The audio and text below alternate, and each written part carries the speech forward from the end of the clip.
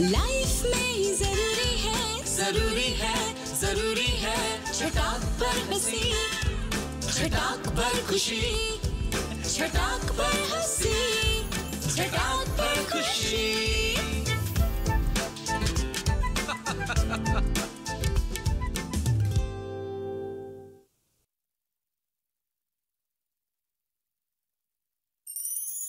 नमस्कार साथियों, मेरा नाम श्रुति पनवर है और मैं हार्दिक स्वागत करती हूँ आप सभी का आपके अपने चहेते कार्यक्रम में, जिसका नाम है छटाक भर खुशी। तो आइए शुरुआत करते हैं। दीदिया, ए दीदिया। फेमस लाल जी। प्रणाम मैडम जी। दीदिया, अरे चिल्ला क्यों रहे हैं आप? आपको पता है ना कि ये हमारा चैट शो है जहाँ पर हम बातचीत करते हैं, वार्तालाप करते हैं, और आप है कि चिल्ला रहे हैं। अब मैडम जी कहाँ बताएं, अब बात तो बात होता है ना। हाँ, लेकिन बैठिए और फिर बताइए कि क्या बात है। बैठिए। अब बात तो बात होता है ना मैडम जी। हाँ। अब चाहे खड़ा होके कीजिए चाहे बैठ के। और बात ये है मैडम जी कि हमारे घर के संदूक का ताला तोड़ के सारा सामान गायब हो गया है। क्या? हाँ। तो फिर आप यहाँ क्या कर रहे हैं? आपको तो पुलिस स्टेशन में होना चाहिए ना। अरे यही खातिर तो यहाँ आए हैं कि वो डिजिटल दीदी हमारा थोड़ा मदद कर देगी ना खोजने में। फेमस लाल जी, अब कोई साइबर क्राइम थोड़ी ना हुआ है कि डीडी मदद करेगी। आपको इसके लिए थाने जाना पड़ेगा। अरे मैडम जी, ओकरा में हमारे पिताजी का ना टोपी, चश्मा, घड़ी, छड़ी सब कुछ था, सब गायब हो गया है। अरे क्या बात हो गई फेमस लाल जी, ढोल क्यों पीट रहे हैं? चोरी हो गया, चोरी हो गया, चोरी हो गया। अरे हम ढोल कहाँ पीट रहा हूँ, अरे माता पीट रहा हूँ हम तो ढोल मैं बजवा देती हूँ। कहाँ का सुनेंगे, नासिक का या पुणे का? नासिक का, वहाँ का ज्यादा फेमस है। अरे मैडम जी फेमस तो हम है ना, ये आप लोग जानबूझ के बोल रहे हैं। हाँ ठीक है, सुनाइए, देखते हैं कितना फेमस है वो। तो चलिए सुनिए।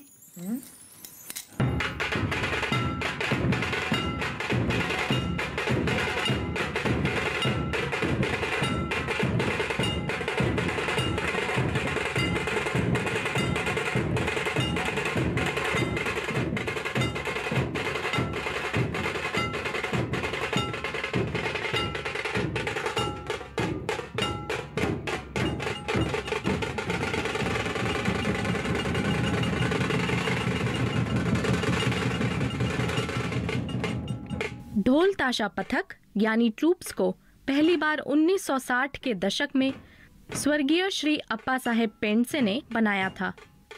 महाराष्ट्र की संस्कृति का समावेश और लोक कला के स्वरूप को बनाए रखने के लिए ज्ञान प्रबोधिनी के संस्थापक अप्पा साहेब ने इस पे बल दिया था, जिसे बाद में 1964 में स्कूल पाठ्यक्रम में भी जोड़ा गया था। ज्ञान प्रबोधिनी के पथक बनने के बाद अप्पा जी पेंडसे ने अन्य स्कूलों का दौरा किया, जैसे विमलाबाई गरवारे प्रशाला, नूतन मराठी विद्यालय प्रशाला और रमन बाग प्रशाला, जहां ज्ञान प्रबोधिनी के सदस्यों ने स्कूल की बार्ची पथक को शुरू करने में मदद की। 1975 में ज्ञान प्रबोधिनी में पहली लड़की पथक भी शुरू हुआ। पथक भारतीय पारंपरिक ड्रम और मराठों द्वारा इस्तेमाल किए जाने वाले पारंपरिक वाद्य यंत्र बजाते हैं। ढोल ताशा पथकों को खुशी के अवसरों पर आमंत्रित किया जाता है, जैसे गुड़ी पड़वा, शोभा यात्रा, उत्पाद लॉन्च, मेहमानों का पारंपरिक स्वागत, गणपति या नवरात्रि के जुलूस पर। महाराष्ट्र में मुख्य रूप से ढोल ताशा पथक दो प्रकार के हैं, पुनेरी ढोल ताशा पथक और नासिक ढोल ताशा पथक। आइए सुनते हैं इन पथकों से ढोल ताशे के बारे में। ये परंपरा पेशवेकालीन छत्रपति शिवाजी महाराज के दौरान से चल रही है। जब छत्रपति शिवाजी महाराज ये युद्धों को जाते थे, जब वो मावड़े को प्रोत्साहित जोश करने के लिए जब ढोल बजाते थे, ये ढोल से उनको एक प्रोत्साहन, एक जोश आता था, तो इसके वजह से ढोल बजाते हैं। और ये पेशवेकालीन ढोल है। अभी महाराष्ट्र में संस्कृति अभी भी परंपरा चल रही है। ये परंपरा और हमको चालू रखने की ये सब मेरे टीम है। टीम में अभी मैं सबको ट्रेनिंग दे रहा हूँ। ढोल पथक कुछ विदेश में जाकर है, हमको भी विदेश में जाने का है, विदेश दौरा करने का है। तो ये संस्कृति हम चालू रखेंगे। इसमें कॉलेज के लोग हैं, स्टूडेंट है, ऐसे कुछ सब अपना टाइम निकाल के ये प्रैक्टिस के लिए आते हैं और हमारी संस्कृति हम जारी रख रहे हैं। बहुत ही सुंदर है, बहुत ही सुंदर। बहुत बढ़िया, क्या बात है, एकदम रुआ खड़ा हो जाता है। क्या बात है। ये तो वाकई में बहुत बढ़िया है मैडम जी। हाँ? एकदम फेमस। एक मिनट मैडम जी, नोट करिएगा। हाँ कोई नहीं, उठा लीजिए। हेलो, हम सूबेदार बोल रहे हैं। अच्छा, तुमको तो पता ही है कि हम कौन बोल रहे हैं, फेमस बोल रहे हैं। बोलो। फेमस जी, हाँ। हम तुम्हारे घर गए थे तो नहीं मिले। अच्छा, इसलिए पिताजी का ताला तोड़ करके उसमें से सामान ले आए। अरे तुम ले गए थे। बक रहा। हम यहाँ परेशान हो रहे हैं, मैडम जी के सामने बैठ के चिल्ला रहे हैं, बताइए। कहा है कि दरोगा को नाटक में भाग लेना था। अच्छा। उसमें छड़ी, घड़ी, टोपी, चश्मा चाहिए था। हाँ। तो तुम नहीं मिले तो हम तोड़ के ले आए हैं। हाँ। शाम को नया ताला ले लेना। हाँ अच्छा।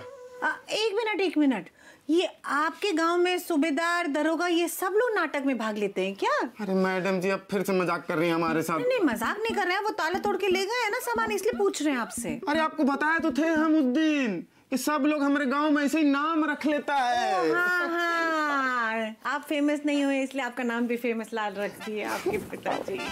अब मैडम जी बताइए, गलत बात नहीं है? हमने घर में घुस के ताला तोड़ के निकाल के सामान सारा ले जाते हैं। इस बार हम ताला लेके आऊंगा बहुत मजबूत वाला। अलीगढ़ का ताला लाऊंगा। हाँ। और अगर मैं आपको उससे भी मजबूत ताला दिखा दूं तो ना कोई चोर तोड़ पाएगा, ना कोई सिपाही। अरे तो बताइए ना जल्दी से, ताकि हमारे दिल को सुकून मिले और हमारे भगवान जी को शांति। हाँ, बताएंगे आपको ऐसा ताला जिसे कोई नहीं कर पाएगा ब्रेक। लेकिन उससे पहले हम लेंगे एक छोटा सा ब्रेक। छटाक पर खुशी।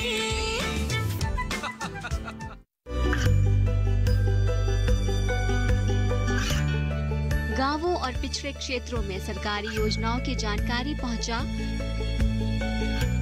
देश में कौशल और क्षमता विकास कर ग्रामीणों को सामाजिक बदलाव और विकास से जोड़ने की दूरदर्शन किसान की पहल चौपाल चर्चा देखें सोमवार से शुक्रवार सुबह 9 बजे।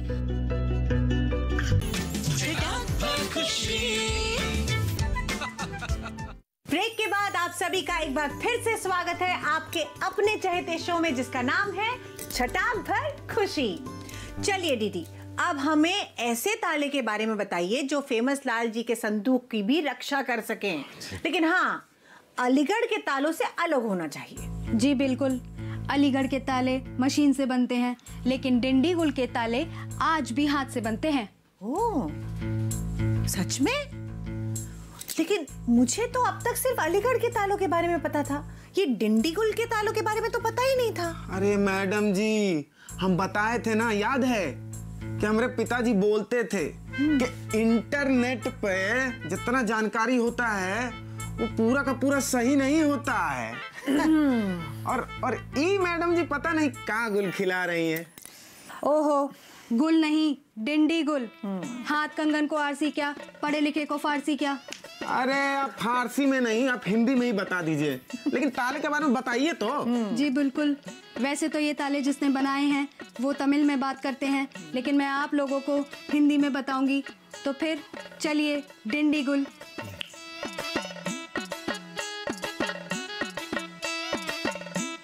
डिंडीगुल तमिलनाडु राज्य का एक शहर है। डिंडीगुल राज्य की राजधानी चेन्नई से 420 किलोमीटर दूर स्थित है। भारत का दक्षिण क्षेत्र तमिलनाडु एक मशहूर पर्यटन स्थल है। ये खूबसूरत राज्य लोगों को कई मनोरम स्थल घूमने के लिए आकर्षित करता है। इनमें यहाँ के प्राचीन मंदिर, हिल स्टेशन और ऐतिहासिक इमारतें शामिल हैं। इसके अलावा यहाँ कई मानव निर्मित चमत्कार भी शामिल हैं। इस खूबसूरत राज्य की सुंदरता में चार चांद लगाती है यहाँ की सुरमई झीलें, जो प्राकृतिक भव्यता और मानव निर्मित कलाकृति का बेजोड़ मिश्रण है।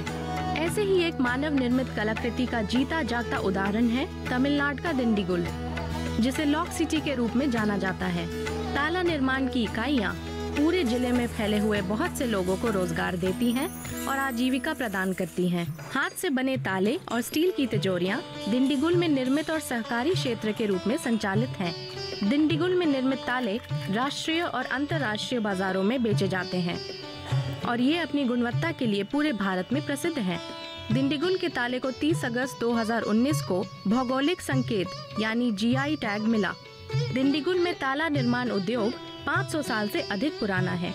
ये ताले पूर्ण सुरक्षा और प्रमुख सुविधाओं जैसे पहलुओं की गारंटी दे सकते हैं।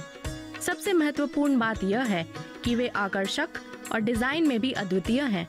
दिंडीगुल में निर्मित लोकप्रिय प्रकार के ताले mango lock, door lock, trick lock, bell lock, दराज लॉक, शटर लॉक और बुक शटर लॉक हैं। दिंडीगुल ताले विशेष रूप से मंदिरों के लिए खरीदे जाते हैं। ये सरकारी संस्थानों और व्यावसायिक प्रतिष्ठानों को चौक चौबंद सुरक्षा देता है। दिंडीगुल लॉक बनाने वालों का दावा है कि उनके ताले में सटीक लीवर तंत्र अद्वितीय कुंजी कोड के साथ मैनुअल रूप से इकट्ठा किया गया है। इसकी बेड़िया डिजाइन में इतनी बारीकी होती है जिसे तोड़ना बहुत मुश्किल है। आज के दौर में इस्तेमाल होने वाले पासवर्ड और बारकोड से बहुत पहले दिंडीगुल के आसपास के गांवों के एक समूह में दस्तकारी तंत्र द्वारा लॉक मेकिंग एक समृद्ध उद्योग के रूप में विकसित हो गया था। ताले हमेशा से अलीगढ़ की पहचान रहे हैं, लेकिन दिंडीगुल में निर्मित तालों की प्रतिष्ठा कुछ अलग है। एक कुशल कारीगर द्वारा स्क्रैप धातु, स्टील या पीतल से बनाया गया हर प्रकार का ताला एक यूनिक कोड के साथ आया करता था। ताले को बनाने वाले का मिशन चोरों से आगे सोचना था। ताले के साथ केवल एक कुंजी ही दी जाती थी ताकि अगर ओरिजिनल खो जाए तो खरीदार को इसके डुप्लीकेट के लिए दिंडीगुल की यात्रा करनी पड़ती थी। ताला बनाने वाले कहते हैं कि अब भी लोग 200 साल पुराने ताले की डुप्लीकेट चाबी लेने आते हैं। धीरे धीरे ताले बनाने वाले इतने माहिर हो गए थे कि वे ताले के ऐसे मॉडल बनाने लगे जिन्हें किलर लॉक कहा जाता था, या फिर एक ऐसा ताला जो गलत कुंजी स्वीकार ही नहीं करता। इन तालों की खासियत यह थी कि अगर कोई गलत चाबी डाली जाए तो उंगलियों को चोट पहुंचाने के लिए तेज चाकू निकलेगा। इस तरह के लॉक्स का उपयोग मुख्य रूप से सुरक्षा लॉकर, कैश बॉक्स या फिर अलमारियों में किया जाता था। कुछ तालों के मामले में गलत कुंजी जाम हो जाती थी और ताला बेकार हो जाता था। ये ताले अब केवल चट्टीनाड क्षेत्र की पुरानी हवेली या म्यूजियम्स में ही इस्तेमाल किए जाते हैं। दिंडीगुल के तालों का इस्तेमाल करने वालों के घर पर ताला तोड़ना मुश्किल था।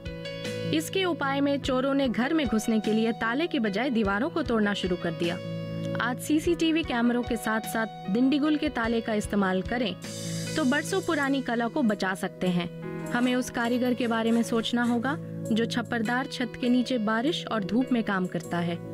दिंडीगुल के तालों के ऐतिहासिक उद्योग का भविष्य अब हमारे हाथों में है।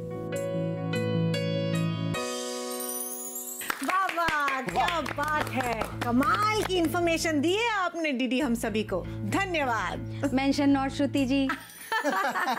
वाकई में फेमस लाल जी भी खुश और हमारे दर्शक किसान बहन भाई भी खुश। वैसे दीदी आपके पास सभी तालों की चाबी है। जी बिल्कुल फेमस लाल जी, अब आप अपने पिताजी के संदूक में दिंडीगुल का ताला लगाइए और उसके बाद अगर आप भी चाहेंगे तो उसे तोड़ नहीं पाएंगे। बाप रे बाप, दिन पर दिन हमारा ज्ञान इससे बढ़ता जा रहा है। अरे कहाँ लेके जाएंगे हम इतना ज्ञान मैडम जी? हमको तो कभी कभी लगता है कि इतना ज्ञान हम संभाल पाएंगे कि नहीं। आप अपने आप को तो संभाल लीजिए पहले, थोड़ी थोड़ी बात पर हड़बड़ा जाते हैं। रखिए शुद्ध आहार और विचार, तभी रहेगी आपकी सोच बरकरार। शुद्ध विचार का तो ठीक है मैडम जी, लेकिन आजकल के टाइम में शुद्ध आहार कहाँ से आएगा बताओ? आज दुनिया शुद्ध आहार के लिए ऑर्गेनिक खेती की तरफ बढ़ रही है। फेमस लाल जी आप भी कीजिए और अपनी पाठशाला में जाकर किसान बहन और भाइयों को भी प्रेरित कीजिए। बिल्कुल सही कहा है तुमने दीदी। वैसे ऑर्गेनिक फार्मिंग के बारे में तो थोड़ा बहुत मैं भी जानती हूँ। हाँ तो बताइए ना मैडम जी जल्दी। हाँ बताएंगे, लेकिन एक छोटे से ब्रेक के बाद।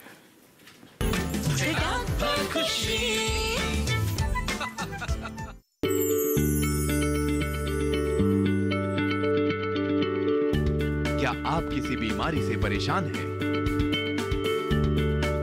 चाहते हैं डॉक्टर की सलाह? तो हम हैं आपके साथ, बताएंगे आपको जीने की राह। समस्याएं आपकी, समाधान देश के मशहूर विशेषज्ञों के। घर बैठे बात करें देश के जाने माने डॉक्टरों से। हमारे लाइव प्रोग्राम स्वस्थ किसान में हर शनिवार शाम 6 बजे से 7 बजे तक।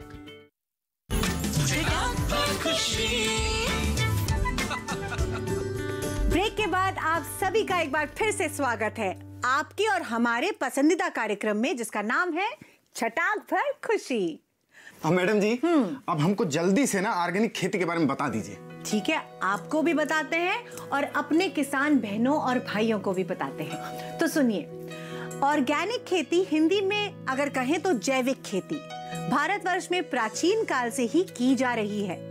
पहले कृषि के साथ साथ गौ पालन किया जाता था, जिसके प्रमाण हमारे ग्रंथों में प्रभु कृष्ण और बलराम हैं। अरे जय श्री कृष्ण। जय श्री कृष्ण। जिन्हें हम गोपाल और हलधर के नाम से बुलाते हैं। मतलब ये कि खेती और गोपालन संयुक्त रूप से अत्यधिक लाभदायी था और ये परंपरागत खेती आजादी तक भारत में की जाती रही है। उसके बाद जनसंख्या विस्फोट कारण देश में उत्पादन बढ़ाने का दबाव बना, जिसके कारण देश रासायनिक खेती की तरफ बढ़ने लगा और अब इसके बुरे परिणाम भी हमारे सामने आने लगे हैं। रासायनिक खेती हानिकारक के साथ साथ बहुत महंगी भी पड़ती है, जिससे फसल उत्पादन के दाम बढ़ जाते हैं। इसके लिए अब देश दोबारा से जैविक खेती की तरफ बढ़ रहा है, क्योंकि जैविक खेती रासायनिक खेती की अपेक्षा सस्ती, स्वावलंबी और स्थायी है। वाह मैडम जी वाह। तो अब सुनिए जैविक खेती के बारे में। स्थानीय रूप से उपलब्ध जैविक खेती प्राकृतिक संसाधनों जैसे पशु अपशिष्ट, फसल अवशेष, वर्षा जल के सदुपयोगों व रासायनिक उर्वरक, कीटनाशक, खरपतवार नाशक जैसी चीज़ों का प्रयोग ना करके प्राकृतिक मित्र तकनीकों से फसल का पोषण व शिक्षक प्रबंधन करने को जैविक खेती कहते हैं। इसमें जैविक खाद, जैव कीट नियंत्रण, फसल चक्र, मल्चिंग और भी चीज़ों का प्रयोग किया जाता है। जैविक खेती में भूमि की उर्वरता को जैव विधियों से जैविक खाद, हरी खाद, फसल चक्र आदि से निरंतर बनाए रखने के तरीके अपनाए जाते हैं। साथ ही नीम आदि कीटनाशक गुणों वाले पौधों के उत्पादों व मित्र कीट, सूक्ष्म जीवों का प्रयोग कर रोग कीटों का नियंत्रण किया जाता है। अच्छा ये बताइए कि जैविक खेती करने के लिए खाद कहाँ से बनाया जाए? उसके लिए एक मित्र की भी जरूरत होती है। अरे अभी ऑर्गेनिक खेती में मित्र कहाँ से आ गया? आप अच्छी तरह जानते हैं फेमस लाल जी कि भूमि में पाए जाने वाले केचुए मनुष्य के लिए बहु उपयोगी होते हैं। उन्हें किसानों का मित्र भी कहा जाता है। भूमि में पाए जाने वाले केचुए खेत में पड़े हुए पेड़ पौधों के अवशेष एवं कार्बनिक पदार्थों को खाकर छोटी छोटी गोलियों के रूप में बदल देते हैं, जो पौधों के लिए एक देसी खाद का काम करते हैं। इस केचुए से छोटे से स्थान में 2 माह में कई हेक्टेयर के लिए खाद तैयार किया जा सकता है। अच्छा ये बताइए कि ऑर्गेनिक खेती में रासायनिक खाद के बराबर पोषक तत्व होता है? फेमस लाल जी, ये तो फसल की उत्पादन पर निर्भर करता है कि मिट्टी में पोषक तत्व नाइट्रोजन, पोटाश तथा फास्फोरस की मात्रा कितनी है। ये पोषक तत्व रासायनिक में तो आसानी से मिल जाता है, लेकिन अधिक कीमत रहने के कारण फसल का उत्पादन खर्च बढ़ जाता है। इसीलिए जैविक खाद का प्रयोग करना चाहिए। जैविक खाद में ये जानना ज़रूरी रहता है कि कौन सी खाद में कितनी मात्रा में नाइट्रोजन, फास्फोरस और पोटाश है। मैडम जी एक तो बात बताइए कि कोई भी किसान बहन भाई कैसे पता लगा सकता है कि उनका खेती जो है वो जैविक है? बताते हैं आपको। सुनिए, किसान जैविक खेती करता है या करने की कोशिश करता है तो उसे जैविक पंजीयन कराना चाहिए। कहें? क्योंकि जैविक पंजीयन नहीं रहने से किसान को फसल का मूल्य कम मिलता है। अच्छा। क्योंकि आप ये किसी ग्राहक या व्यापारी को बताने के लिए कोई दस्तावेज नहीं है जिससे ये कहा जाए कि कौन सा फसल जैविक है या कौन सा रासायनिक। किसान को जैविक खेती की पंजीयन कराना चाहिए। वो पंजीयन यानी रजिस्टर ही? जी बिल्कुल फेमस लाल जी, जिससे खाद्यान्न फसल और फल की अच्छे मूल्य मिल सकते हैं। केंद्र सरकार ने जैविक खेती के लिए प्रामाणिकता देना शुरू कर दिया है। इसके लिए प्रदेश में एक सरकारी संस्था खोला गया है। इसके अलावा पूरे देश के लिए प्राइवेट संस्थानों का भी सहयोग लिया गया है। ये संस्था किसी भी किसान को नियमों के साथ जैविक प्रामाणिकता देती है। अब आपके मन में और भी कोई शंका बची हो तो बता दीजिए, नहीं तो हमेशा बेचैन रहेंगे आप फेमस लाल जी। एक ठो दुविधा है हमारा मन में। पूछिए। अब खाद तो चलिए हम बना लेंगे, हाँ, लेकिन कीटनाशक तो हमें केमिकल वाला ही डालना होगा ना। 5-6 तरह के पेड़ों के पत्ते आप 2.5 किलो ले लो। इनको पीसकर 20 लीटर देसी गाय या देसी बैल मूत्र में डालकर उबालना है और उसमें उबालते समय आधा किलो से 750 ग्राम तक तंबाकू का पाउडर डालना है। ये डालकर उबाल लेना है। उबालकर इसको ठंडा कर लेना है और ठंडा करके छान कर आप इसको बोतलों में भरकर रख लें और ये आपका कीटनाशक तैयार हो गया। अच्छा, ये कौन कौन सा पत्ता है, जरा इसको विस्तार में समझाइए हमको, ऐसे शॉर्टकट में मत बताइए। जी बिल्कुल, तो पूरे विस्तार से सुनिए। जैविक कीटनाशक बनाने के लिए 20 लीटर गौमूत्र में लगभग 2.5 किलो नीम की पत्तियां निम्बोली को पीसकर उसकी चटनी मिलाइए। इसी तरह से एक दूसरा पत्ता होता है धतूरे का, लगभग 2.5 किलो धतूरे की चटनी मिलाइए उसमें। एक पेड़ होता है आकड़ा, जिसे आक भी कहते हैं। इसे आयुर्वेद में अर्कमदार कहते हैं। इसके भी पत्ते लगभग 2.5 किलो लेकर इसकी चटनी बनाकर मिलाएं। बेलपत्री या बिल्व पत्रा के पत्ते की 2.5 किलो की चटनी मिलाएं। फिर सीताफल या शरीफा के 2.5 किलो पत्ते की चटनी मिलाएं। इसमें बेसन के पत्ते भी 2.5 किलो डाल दें। आधा किलो से 750 ग्राम तक तंबाकू का पाउडर इसमें मिलाएं। इसमें 1 किलो लाल मिर्च का पाउडर भी डाल दें। ये डालकर उबाल लेना है। उबालकर इसको ठंडा कर लेना है और ठंडा करके छान कर आप इसको बोतलों में भरकर रख लें। अरे दीदी, अब कीटनाशक के इस्तेमाल का भी तरीका बता दो, वरना फिर से पूछेंगे ये। जी बिल्कुल, जितना कीटनाशक लें छिड़काव के लिए उसका 20 गुना पानी मिलाएं। अगर 1 लीटर कीटनाशक लिया तो 20 लीटर पानी, 10 लीटर कीटनाशक लिया तो 200 लीटर पानी। जितना कीटनाशक आपको तैयार हो उसका अंदाज़ा लगा लीजिए। आप उसका 20 लीटर पानी मिला दीजिए। पानी मिलाकर उसको आप खेत में छिड़क सकते हैं किसी भी फसल पर। इसको छिड़कने का परिणाम ये है कि 2 से 3 दिन के अंदर जिस फसल पर आपने स्प्रे किया है उस पर कीट और जंतु आपको दिखाई नहीं देंगे। कीड़े और जंतु सब पूरी तरह से 2-3 दिन में ही खत्म हो जाते हैं। इतना प्रभावशाली ये कीटनाशक बनकर तैयार होता है। ये बड़ी बड़ी विदेशी कंपनियों के कीटनाशक से सैकड़ों गुना ज़्यादा ताकतवर है और एकदम फोकट का है। बनाने में कोई खर्चा नहीं है। मतलब आप हमको फेमस लाल से फोकट लाल बनाना चाहती हैं? देखिए, आप फेमस ही रहेंगे, बस होगा नहीं खर्चा पर होगी ज़्यादा चर्चा। अब आपको जैविक खेती के बारे में बता दिया, ये ज्ञान को आप आगे भी बढ़ाइएगा फेमस लाल जी। ऐसी ही ज्ञान विज्ञान कला संस्कृति का संगम है छटाक भर खुशी, और ये खुशी हम आपके साथ हर बार बांटते रहेंगे, क्योंकि ये हर बार बढ़ती रहेगी। तब तक आपसे लेते हैं अलविदा, फिर मिलेंगे और मनोरंजन के साथ आपके अपने चहेते कार्यक्रम में, जिसका नाम है छटाक भर खुशी। तब तक हम तीनों की ओर से नमस्कार।